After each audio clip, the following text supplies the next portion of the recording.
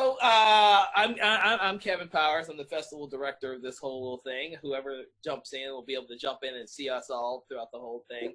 I would like each of you to just say who you are, what your film is, and what you did on the film. So I'm Rob Husted. I was the writer-director of Lost Treasure of the Valley.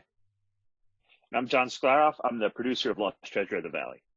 Excellent. So, Robert, tell me a little bit about what is your film? So this film is about it's basically about finding the treasure within yourself, but it's wrapped inside of an Indiana Jones type adventure comedy. So essentially it's about how all of the abandoned shopping carts that are in Los Angeles, which is a thing.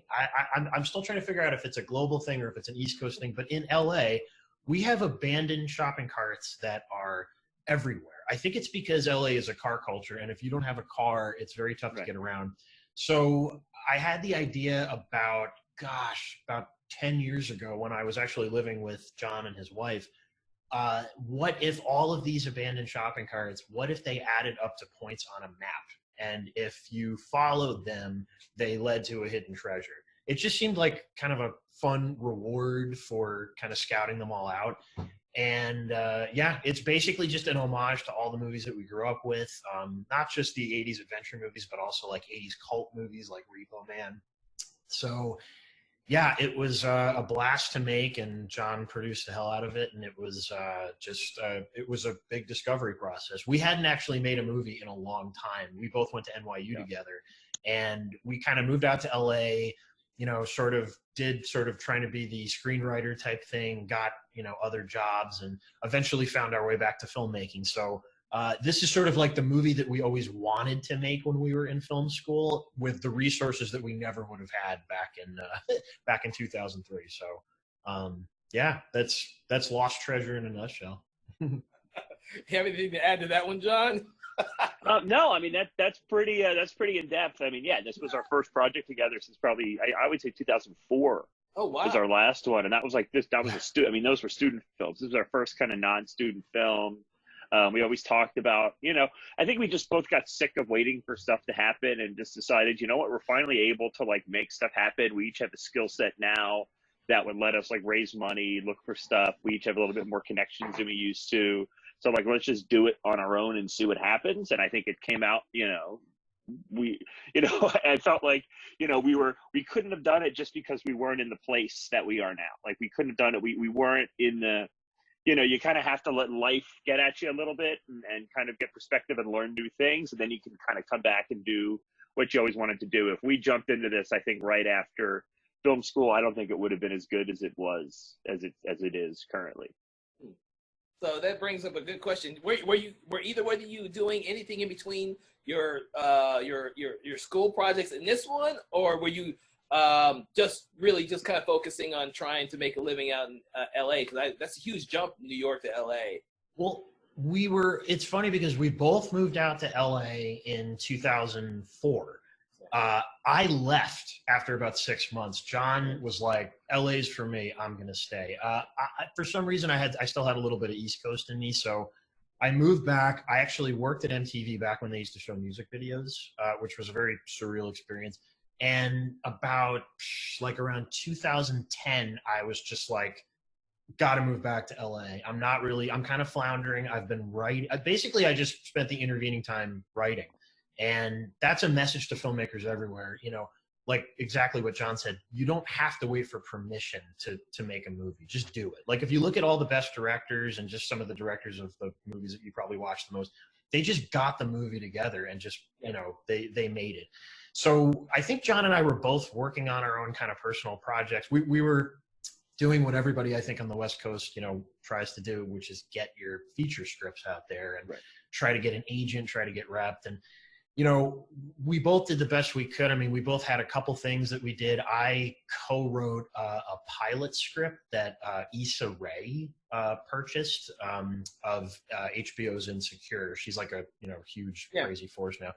But it was like a total LA story. She was amazing, but her HBO show took off right before anything could happen with the pilot. So she's still a totally awesome, wonderful person, but just, you know, nothing really happened with it. But Basically around 2010, I just got in touch with John again, and I just said, hey, I kind of want to give LA another go. And he mercifully, him and his wife were like, no problem, you can stay with us. And that literally the first month that I was there, I started noticing all these shopping carts. So it's a movie that would not have happened had John and I both not come together in film school. And had he not been a benevolent friend later on. So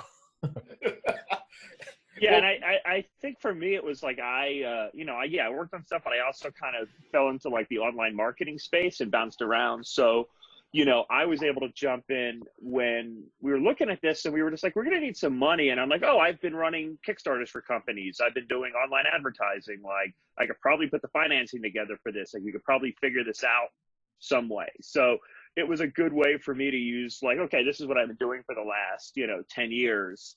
I think I can associate that with what I already know and kind of help put this thing together a little bit.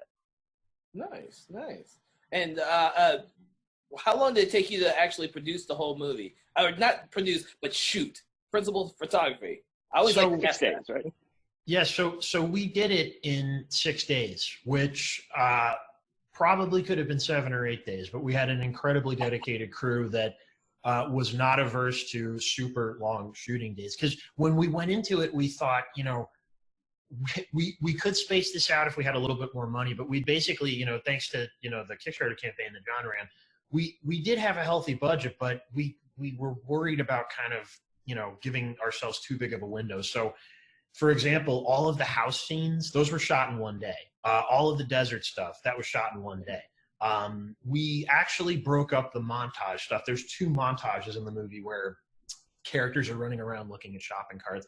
That was something where it was like, there's no way physically we could do this in one day. But we kind of just adopted like the crazy low budget filmmaking approach, which is don't take anything for granted. If you can squeeze something into a single day, do it. And I think, the crew did a great job and really adapted to the insane shooting schedule. What do you think, John? But thinking back, I don't think we had that insane. I mean, we had one really long day. Yeah, there was one really else was long about day. Everything else, that was a 12-hour day, but everything else was about, I would say 8 to 10, probably 8 to 10. And the good thing was Rob had prepped the actors and everything enough that the performances were there. We didn't do a whole lot of takes. Most of the long takes we had to do, if we hadn't gotten to 5 or 6 or 7 takes, was because, there's camera movement or something that needed that precision timing. But I think the other thing that really helped is that we were lucky enough to have 2 professional actors who have been in the business a really long time, in Lori Beth and Greg. And they kind of really helped set the tone for like the rest of the crew. I know even in film school, it was like, you always have people on set who it's like, oh, it's 10 hours. Like they're complaining, but everybody kind of like kept it together, I think, because, Lori Beth and Greg don't tell me like, yeah, this is just how it goes. We're just like, oh, hey, sorry, we're running long. And they just had this attitude of like, this is the business. This is how it goes. You're going to have long days. So I think having them on set, because they have done so much in the business, they've been on national television shows, they're both well known. The fact that they were cool with the schedule and the long shooting hours and they didn't complain and they just kind of, did their jobs, I think kind of set the tone for the rest of the crew. Even the guys that were like our PAs that were a little less experienced, I think everybody got a little hungrier and a little bit more willing to just like, okay, cool. This is going to be a 12-hour day. That's fine, because they saw our professional actors were doing it because they love the story and were just kind of saying, yeah, this is a typical day. But yeah, I mean, we only really had one day that I would say was like super long that we didn't get all our shots. I think everything else we were able to schedule and structure really well. And I think a lot of that's testament to Rob just preparing his actors and preparing, knowing kind of exactly what he wanted in the storyboards, really helped. Again, just our long takes were the takes where, the lighting was wrong or a car horn went off or the little things we couldn't control. But when we had a good controlled environment, I think we were able to really kind of get stuff done quickly. That's very interesting because the look for the film, you have so many different locations. It looks like that. And then, of course, at the very end in your desert scene, you have a lot of CGI, which is one of my favorite parts of the whole movie. Yeah. We had a really great VFX team, and I think it was a real testament to them because when we were, sort of preparing all the desert scenes. I mean, I had a rough idea of what I wanted the Hidden Temple to look like, and I had an idea of what I wanted the dragon to look like, and I had an idea of what I wanted. The spoiler alert: there's a dragon eating a person in the movie, but a lot of it was just based on faith. Yeah, I mean, it was basically just like, we had a couple of VFX artists work on it, and the first one just said, just get the biggest green screen you can. We found the best spot to set it up. And it was, a lot of it was just found in the editing. I mean, it really was kind of like, massaging it through different versions and going back and forth. And I mean, it really was just, a testament to like, not just the VFX team, but like the colorists that we had as well. We were lucky enough, the finishing was done at Technicolor in Hollywood, because I was working there as a marketing producer at the time. So there was this come to Jesus moment where I was like, oh, wait a minute, all the finishing can be done here. Like, we have an amazing colorist. So I think everybody on the post side really participated and came together for the VFX. I think so much of what sold the VFX too was, we had amazing sound design by a guy named Benjamin Knapp. We had great sound mixing by a guy named Marcin Chisnowski. So a lot of the VFX, I think, were sold by like the entire village of the production. Yeah, we were super happy with how it turned out, and we're so glad we didn't have to use a real dragon, because those are that was hard. It's expensive. So hazardous. Yeah. I mean, also what was cool about our effects team, I mean, when guys like Glenn and Marcin and those guys jumped in at Technicolor, they did it because they thought the movie was cool. I mean, it wasn't like they were working for way less than they make, on a regular project, just because Rob told them about the project. They were like, oh, that sounds really cool. Then when they finally saw the footage, they're like, oh yeah, this is really cool. I want to work on this. It turned into like, this is a cool project. I want my name on it. So we were able to get a lot of really, really talented people to, fall kind of within the price range and do favors and really work hard, because they thought it was, they just thought it was a fun project and it was something they wanted their name on. So, I mean, that's always, that's really rare. And when you get that, you're really lucky. And it means you really have something. When people are like, this is a special project, I have to be involved with this. That's really cool. And that's like, makes what I have to do easier, makes what Rob has to do easier. It kind of builds a lot of faith that we're going to get what we want, because, I've seen short films where they rely a lot on special effects and like, it doesn't work. And then the filmmaker goes, oh yeah, my budget was like $100,000. What? But, we got lucky, committed to our budget, because, everything looks bigger than it was, because we had so many people that were just like, I love this. I want to work on it. Yeah, because I like to comment on the fact that even though you do have the dragon at the end, you're following your main character, because the story is so different and interesting from what you're used to. I mean, like you said, your guy's an artist who documents, the shocking part. And that was, I had no idea. See, I don't ever read what any of the films are about before I watch them. That's good, though. I think no spoilers. Yeah, exactly. So I like the filmmakers to visually tell me, and through the dialogue, to tell me what their film is about. And I was like, this is different. Well, it's funny because the story organically came out of. I mean, like the inception of it was moving back, living with John and his wife, not having a car. Walking around Los Angeles, and I mean, you're like a fourth-class citizen if you don't have a car in Los Angeles. You are part of this magical urban landscape because everybody has a car.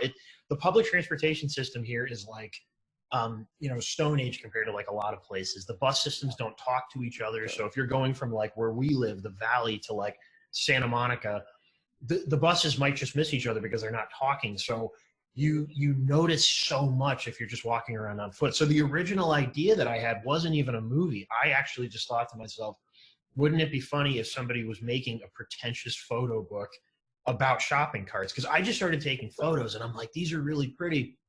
And then I just thought, wouldn't it be funny if somebody actually tried to package this? And I thought, somebody might, like Andy Warhol could have totally sold this. And then I thought, maybe a better idea would be a movie about somebody who takes themselves that seriously, and then they find out that there's this extra fantasy component to it. Because in every movie that John and I tried to make in film school, we tried to wrap all of the influences that we grew up with into it.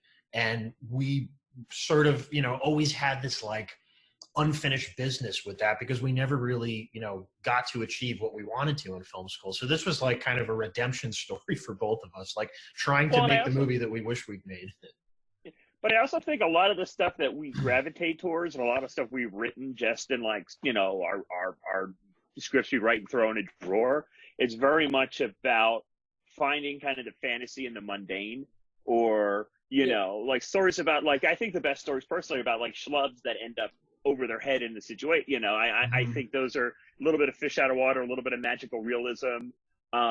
And LA lends itself great to this magical realism because there's so many different like ecosystems within one city. There's so many different locations. You always find something, you know, that you've never seen before. And you're like, well, where did this come from? Oh, it's been here for 50 years. I just have never seen it because I'm so busy doing my own thing. So, you know, you have that ability out here, especially in the Valley, because you have, you know, everything's so old, but then, you know, the nicer parts are brand new. You can kind of see where kind of the migration and the industry and the different pockets have moved and spread to. So you're always getting these different landscapes and these different flavors everywhere you go. So when you take a story about, you know, like self-discovery and again, this fantasy and the mundane, you know, we have that just around us. You know, we have, you know, we can drive 45 minutes and find this great desert scene, or we can, just walk around neighborhoods and find dinosaur statues. Like it's this different stuff that's just around wherever you look. So it really does lend itself well to this story of like kind of falling into an adventure, you know, just by looking around and noticing, you know, what's going on, you know, and the two guys actually paying attention all of a sudden are in this crazy case just because, again, they're more perceptive to this stuff than anybody else. Nobody else probably cares. Yeah, and I'll definitely say, like, it's way easier to find the whimsical in the mundane in Los Angeles. Like, I was always sort of like, I think we both were sort of looking for that on the East Coast, and I think the issue with the East Coast is that it's much more severely split. So you have like the suburbs that are just very suburban, and then you have, you know, New York, which is very metropolitan. But LA is this weird, like, overlapping version of that. I mean, the only way that I can describe it is like, it's like a Wild West. Like we try to do it justice in the movie, but I mean, parts of it feel even more magical than that. I mean, it really does feel like anything could happen and you could literally drive into any type of landscape. Like, and we tried to capture that. So. Well, you did a good job on that, I'll tell you that. Well, like I said, you kept the very personal story. I mean, like you said, your main character is a guy who just gets thrust in this adventure, and then you're watching it, and it's like, well, it just gets bigger and bigger, like in the Indiana Jones film. And it's like, by the time you get to the end with the dragon, it's like, okay, what kind of movie? I just stepped into this grand Indiana Jones adventure with dragons and, you know, people who aren't what they seem. You don't know who the villain is and stuff like that. I was like, and for a smaller budget film that's an indie film that's short, you get a lot of story in that compact time without any excess whatsoever. Yeah, thank you. And I think one of our models for that, like a movie that just blew my mind when I was growing up, it's another LA magical realism movie. It's called Repo Man. And it's a early 80s punk rock sci-fi movie that there's no dragons in it, but it does involve UFOs. It does involve going into outer space. And it sort of starts off on this weird, gritty ground level of what was going on at the time. And then you sort of find out that there's bigger and bigger and bigger forces involved. So I think it was when I was writing it, the thing that I sort of had in my head was that engine mixed with something like Indiana Jones, where there's an adventure component that would fit Los Angeles. And I remember when I was writing it, I mean, because I wrote it years and years and years ago, and I thought, how are we ever going to find anything that matches this magical, like, desert temple setting? Like, forget the temple itself, just the landscape of where it was going to be around. And I remember when John called me one day, he goes, I found where we can film this. And I was like, where? Is it like in the valley? And he's like, no, it's this. So essentially there's this part of LA, John can probably speak to it even better than me, called Lancaster, that there is an industry there, but most of it, there's a lot of music videos that are shot there. A lot of aviation, Yeah, I think they shot it. I think there was a Tupac video that shot there. I could be wrong, but I think there was. And yeah, it's very industrial. If you see a movie called To Live and Die in LA, there's a couple scenes that were shot. Yeah, like I think Willem Dafoe's Counterfeit Lab is in either Palmdale or Lancaster. Palmdale's really close. And I remember I was like, John, I don't know. This is going to be so far out of the way. And we get there, and it was the perfect location. It was like, this is like Lawrence of Arabia meets Hills Have Eyes, which is exactly what we wanted. And that shooting day, I don't know if John agrees with me, that was the most fun shooting day because it felt like we were making a real movie, in quotes. Yeah. You know, it felt, the scale of it just felt like we were in feature film territory. So I think all of our spirits got lifted by that. Yeah, and it was definitely like, you know, and it was also probably, you know, we were racing the light, but it was one of those days where we knew the minute it went dark, we had nothing, you know, we had to get all of our shots because, you know, the minute the sun went down, we couldn't do anything. It goes pitch black because there's no cover. It's the desert. So, you know, I remember we got our last shot in 2 seconds. And right after we got that last shot, just when everything was just black, we couldn't have shot literally anything. So, like, we just, like, probably we had about 2 minutes before we completely lost the sun. The sun completely set. I think we had 10 seconds. I remember we had 50 seconds of sunlight left. That's what I remember John, our DP, saying to me. Right. And it was, we were literally choosing what shots to get. And we ended up getting all the shots that we wanted, but there was this panic at the end because we were shooting so fast of, oh my God, is this going to cut together? Did we get everything? And of course, like, it all cut together, but we were literally racing the light, like, no joke, down to the second racing it. Oh, wow. Yeah, that was fun though. And we also got to go real big. Like, we got to do some drone footage in the national park and stuff, which actually we were not allowed to do, but we did it anyway.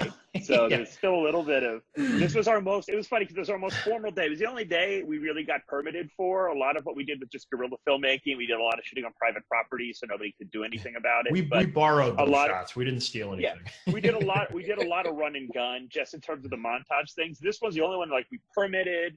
We had to pay for a park ranger to be there with us. So we knew we wanted a drone shot. So we made sure when we had lunch, we took an order for the park ranger. We gave him his food. He went off to eat. We're like, get that drone up right now. So we had about an hour for drone shots while the guy was eating his lunch. And the minute he came back, we were all done. There's nothing to worry about. You could hear, you didn't hear or see anything. So we're one of the few projects that got drone shots in this national park because it's specifically not allowed. Yeah, ladies and gentlemen, that is producing. That is very good producing. Because this drone was the size of a small aircraft. This was like a Cessna-sized drone. And there's a there's a thing called power lines that are affected by drones. Like, drones crash into them and people die. So we were very lucky, but that was good producing on John's part for sure. Well, that guy was in and out real fast. I mean, he went and got his shots, and he was in and out in less than an hour. That was pretty incredible. That operator.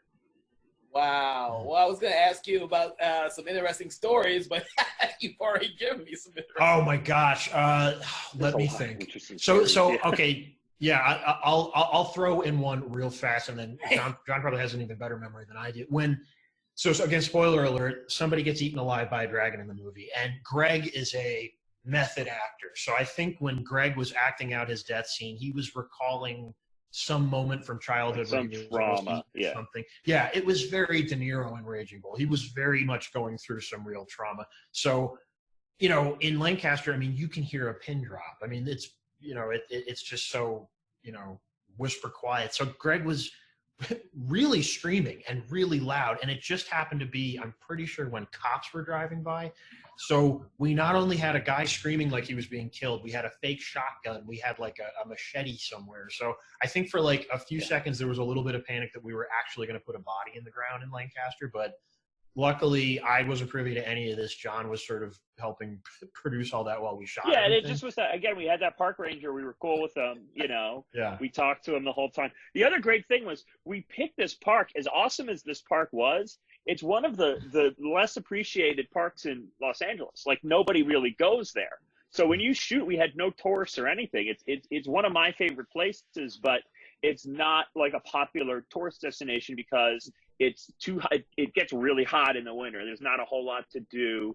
There's a wildflower season that is good, but that's usually when it's a little bit rainier, a little bit colder. So, and it's not in like, if we were to go shoot this in Joshua Tree, it would have been twice as amount of money, but I think it looks exactly the same. So we were lucky with this place because it's underappreciated. It's not used as much. Not a lot shoots there. So they were just like, yeah, we're open any day you want to go shoot, you can go shoot. But if there's tourists, whatever, if there's people hiking, we didn't see one person the entire time we were there. So, it just was a case of like finding this. Yeah, it took a little bit to drive, and I may or may not have crashed our rental van at some point on the way out of there. Within 30 seconds of pulling it out of the rental house, but that's okay. Yeah, that's actually a really fun story. We did some minor damage to our rental van, and it was so not minor that Enterprise actually had to contact me to see if there was an injury and if we had hit somebody in an accident. And I had to explain to them, no, it was just a film production.